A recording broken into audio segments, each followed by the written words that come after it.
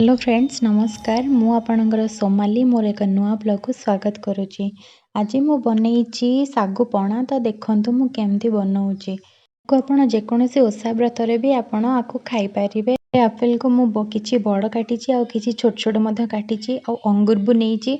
अंगूर भी बड़ रखिछि किछि आ किछि छोट छोट भी नेइछि। देखंतु आलमंड भी नेइछि, किसमिस नेइछि, काजू नेइछि आ किछि डाळिंब मध्य नेइछि।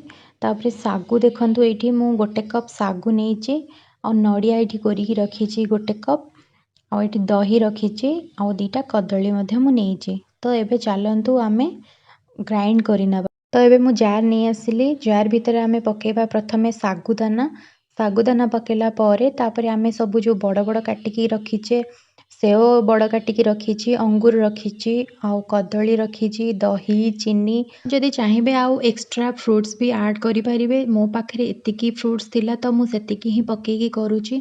तो आपण एक्स्ट्रा भी ऐड करि परिबे आउ मिठा कम बेसी मध्य करि परिबे। सब ग्राइंड हे साइला परे मु गोटे बड़ मिक्सिंग बाउल नै जाइछि आउ से मिक्सिंग बाउल एथि पई नैछि काहेकि ना मते गोळेबा को सहज हबो।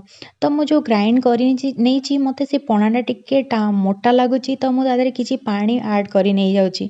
जदि आपनको मोटा पसंद ताले आपण मोटा रखिबे नहले जदि पानी देबा को चाहिबे पानी देबे नहले क्षीर मध्य ऐड करि परिबे। मु डाळिंब पकेई नथिली काहेकि ना जेतेबेले आपण पीबे सेतेबेले आपनको टी क्रंचीनेस आसीबो तो बहुत भलो लागिबो पीबा पई। आउ छोट छोट फ्रूट्स कटा है कि जो रखा हिथिला सेटा सब मु पकेकी ताको गोली नेली। शेषरे आमे ग्लास को ढाली नबा आउ ग्लास रे ढाली साला परे मु किछि रखिथिली कोरा आउ फ्रूट्स छोट छोट फ्रूट्स जो कटा फ्रूट्स मध्य टिके टिके रखि देइथिली ग्लास रे सजेबा पई। तो एबे देखंतु मु डाळिंब कोरा आउ किछि फ्रूट्स सबु तादरे मु पकेकी सजै नै देउची। आपण माने देखिले तो केते कम समय रे बिना कष्ट रे बिना परिश्रम रे हमर पणा रेडी हे जाइची। एमती देखिले आपण जानि परिबेनी कि कोन टेस्ट अछि कोन नै। तो आपण निश्चित घरे थरे बनेकी पियंतु आउ थरे बनेकी पीले आपणकर आउ थरे पीबा पई निश्चित इच्छा हबो।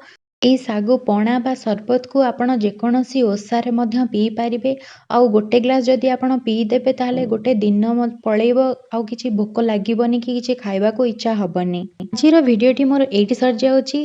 मु पुणी आसीबी गोटे नुआ ब्लॉग नै। जदि आपनको मोर भिडियोटी भल लागि थाए ताले लाइक शेयर एंड सब्सक्राइब करिया को जमा भी भूलिबेनी। Thank you.